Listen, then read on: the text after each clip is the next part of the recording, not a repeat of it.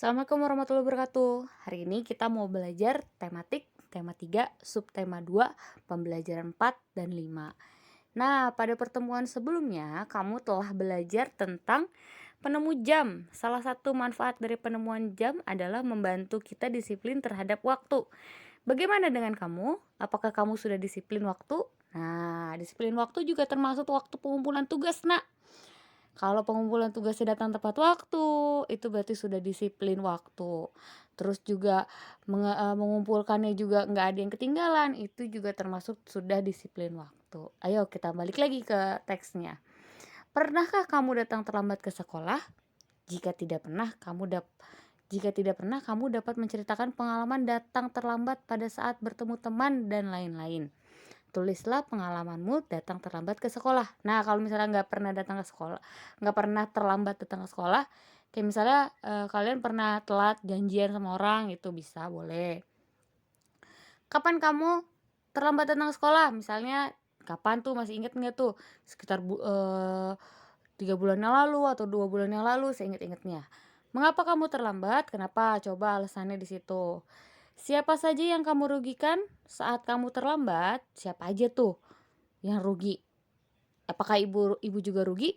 Nah, lanjut. Ketika kamu terlambat, adakah dampak bagi kamu? Udah pasti dong. Apa? Satu, rugi. Ruginya apa? Rugi teman-temannya udah belajar, kalian baru masuk. Yang kedua, ruginya juga dihukum.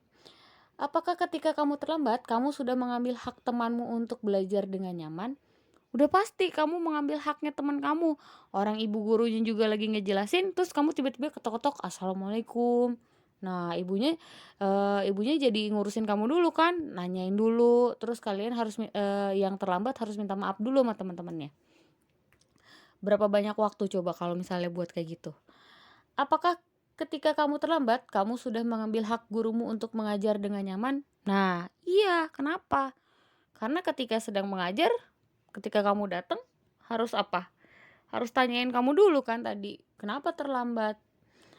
Apakah ketika kamu terlambat, kamu belum melaksanakan kewajiban untuk menjadi pelajar yang disiplin? Iya, belum melaksanakan. Berarti kalian termasuk yang tidak disiplin waktu. Kan eh, jadwal masuk sekolah kan biasa jam 7, nggak pernah berubah. Nah, di situ. Berarti kalian yang bangunnya harus lebih pagi. Apa yang menjadi rencanamu supaya tidak terlambat lagi? Ayo, memanage waktu dengan baik. Lanjut, Nak. Nah, di sini ada 1, 2, 3, ada 3 gambar nih. Nih, Nak, yang ini nih. 1, 2, 3. Nah, kita lihat ya. Nak, di gambar itu. Terus, yang pertanyaannya, apa kewajiban kita sebagai pelajar di gambar 1? Ayo, membuang sampah pada tempatnya. Di gambar 2 adalah belajar dengan sungguh-sungguh. Soalnya kenapa? Di gambar kedua ini dia nih. Di gambar yang kedua ini dia males-malesan belajarnya, Nak. Terus lihat lagi di gambar yang ketiga, apa kewajiban kita sebagai pelajar adalah bekerja sama dengan teman-teman. Yang kedua nih sekarang, nih yang kedua. Apakah ini tadi nomor 1 ya, ini nomor 2. Apakah mereka sudah melaksanakan kewajiban sebagai pelajar? 1, belum. Yang kedua, belum juga karena belajar tidak sungguh-sungguh. Yang ketiga, sudah. Yang nomor 3 nih, apa dampak bagi diri sendiri? Ayo, dampak bagi diri sendiri adalah apa? Kalau membuang sampah sembarangan, bisa ditegur sama warga kan? Warga sekolah karena buang sampah sembarangan. Yang kedua, dampak bagi diri sendiri, udah pasti kalau malas-malasan belajar, jadinya apa? Nah, lawan katanya pinter, ayo. Yang ketiga, apa dampak bagi diri sendiri? Yang gambar ketiga nih, apa dampaknya? Bisa bersosialisasi dengan teman. Yang keempat sekarang, apa dampak tindakan yang mereka lakukan bagi lingkungan? Lingkungan jadi kotor, yang gambar nomor 1. Gambar 2, dampak bagi lingkungan. Dia apa? Lingkungan kalau malas belajar. Bisa meningkatkan pengangguran, Nak. Kalau kalian malas belajar terus, ayo dapat kerjaannya juga susah kan? nantinya. Yang ketiga, dampak bagi lingkungan. Nah, bisa saling mengenal satu sama lain kan? Yang gambar ketiga, yang kelima sekarang. Apa dampak dari tindakan yang mereka lakukan bagi orang lain? Adalah merugikan orang lain. Lihat yang gambar nomor 1, membuat lingkungan jadi kotor. Yang kedua, apa dampak dari tindakan yang mereka lakukan bagi orang lain? Adalah malas belajar. Apa? Bikin ibunya marah-marah kan, orang tuanya jadi malu kalau malas belajar, dipanggil guru. Yang ketiga, apa dampak tindakan yang mereka lakukan bagi orang lain? Bisa mempererat persatuan dan kesatuan. Lanjut, kita halaman 93. Nah, ada disuruh isi ini nak, ada nomornya 1 nih, 1, 2, 3, 4. Nanti kalian tulis kewajiban pelajarnya di sini apa aja nih. Dampak jika tidak melaksanakannya, nanti kewajiban pelajar apa, terus dampaknya diisi juga nih sejumlah ininya. Oke. Terus, nah ini kalimat efektif. Masih ingat nggak kalimat efektif? Lihat, ada contohnya nak, ciri-ciri kalimat efektif. Lihat, kalau udah dilihat, nah para tamu-tamu duduk di kursi. Para tamu-tamu duduk di kursi. Lihat, ini aja udah boros. Nah, kalau udah pakai para, jangan pakai tamu-tamu, karena kan dia udah para itu menunjukkan banyak nih. Para itu menunjukkan banyak, dan tamu-tamu juga menunjukkan banyak di situ. Jadi yang tidak efektif di situ. Kalau misalnya dibikin kalimat efektifnya gimana? Tamu-tamu duduk di kursi, atau para tamu duduk di kursi, gitu kalimat efektifnya. Oke, lanjut. Oh iya, lupa. Nah, ini kemarin kita kan belajar si kotak ajaib nih, si kotak ajaib ya kan, si kotak ajaib yang ada di halaman berapa nak kalau nggak salah, yang itu loh, yang menemukan apa, TV, si kotak ajaib di halaman 61. Di situ kan waktu itu kan kita suruh tulis yang garis miringnya itu loh nak. Nah, di situ nanti ya ini ditulisnya ya, kalimat efektif tidak efektifnya kan kita udah pernah nih yang di sininya ya. Yuk lanjut. Nah, ini lingkaran nak, lingkaran hari Rabu ya. Nanti kita cari jari-jarinya kalau udah tahu diameternya. Kalau kemarin kan cari keliling sama luas. Lanjut, di pembelajaran 5 nak, ada Charles Babbage mengubah dunia dengan komputer. Dia yang menemukan komputer nak. Dulu komputer nggak langsung jadi komputer nak. Pertama jadi mesin hitung dulu. Jadi mesin hitung nih, kalkulator. Nah, dia dijulukin jadi bapak komputer. Lahir pada 26 Desember 1792, mengeluhkan sistem perhitungan yang mengandalkan tabel matematika sehingga kerap terjadi kesalahan terus.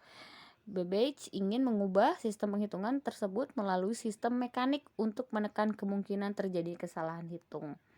Di situ akhirnya dia bikin konsep. Nah, konsep yang ada di dalam benaknya. Kita lihat lagi di halaman 99. Lihat nomor 1, apa yang dilakukan oleh Charles Babbage? Dia ngapain tuh? Tadi di teks itu dia menemukan apa? Mesin hitung dulu. Apa dampak penemuannya bagi dunia? Apa? Jadi alat penghitungan jadi lebih mudah. Apakah kamu merasakan manfaat komputer saat ini? Manfaat apa yang kamu rasakan? Ayo coba kalau kalian bayangin kalau misalnya nggak ada komputer, ngetiknya jadi susah ya kan, harus tulis tangan. Dulu ada mesin tik nak. Terus kalau nggak ada komputer juga belum ada internet juga nak sekarang. Lihat ada di bawah nih nak, Charles Babbage mengubah dunia dengan komputer. Mesin hitung ini bermanfaat untuk mengurangi kesalahan hitung. Komputer yang ia temukan semakin berkembang dari waktu ke waktu. Tahukah kamu bagaimana perkembangan komputer saat ini? Nah, lihat nih nak, 500 sebelum Masehi, yang ini nih 500 sebelum Masehi, ada alat hitungnya kayak sempoa gitu nak. Nah, terus yang kedua di sini ada komputer pertama ditemuin, masih gede banget. Terus komputer 1939 komputer listrik dibuat. Terus 1971 electronic mail, surat elektronik bisa dikirim, bisa surat-suratan, nggak pakai kertas. Yang ini nih. Terus lanjut lagi, komputer pertama menggunakan keyboard dan mouse. Dulu juga masih gede banget komputernya, Nak. Terus barulah ada komputer yang terjangkau buat di rumah, tabungnya juga monitor masih gede. Nah, tahun 1983 internet dengan jaringan global diciptakan, internet. Nah, baru deh 1994 dimulainya penggunaan internet oleh masyarakat, tapi zaman dulu masih lemot, Nak, di situ. Ya, lanjut. Nah, bagaimana perkembangan komputer? Gimana dari waktu ke waktu semakin berkembang. Ini nomor satunya, semakin berkembang. Mengapa komputer terus berkembang? Karena untuk memudahkan masyarakat. Yang ketiga, dampak perkembangan komputer bagi manusia. Bisa mendapatkan informasi, ya kan? Terus menghitung menjadi lebih cepat, mengetik juga lebih cepat. Apa yang terjadi jika komputer tidak ditemukan? Nah, pekerjaan kita menjadi lebih sulit, internet pun tidak ada. Nomor 4 nih. Apa dampak ditemukan komputer dalam bidang pendidikan? Nah, informasi tentang pendidikan seperti kita belajar di komputer kayak ngetik, ya kan, mengerjakan tugas itu jadi lebih mudah, Nak. Di bidang iptek apa? Informasi juga bisa lebih banyak, Nak. Ya kan? Nomor 6. Sudah. Berarti tugasnya, Nak, dengerin nih ya. Dengerin. Tugasnya ada di halaman dengerin Ibu ya. Ada di halaman yang tadi tuh, halaman 90 nih tugasnya ya. Ibu coret-coret di sini ya. Jadi tugasnya ada di halaman 90. Terus ada di halaman 91. Terus ada di halaman 92. 92. Terus ada tugas lagi di halaman 100. Ingat-ingat, tugasnya ada 90, 91, 92 dan 100. Oke? Nah, tadi udah dijelasin semua. Selamat mengerjakan. Assalamualaikum warahmatullahi wabarakatuh.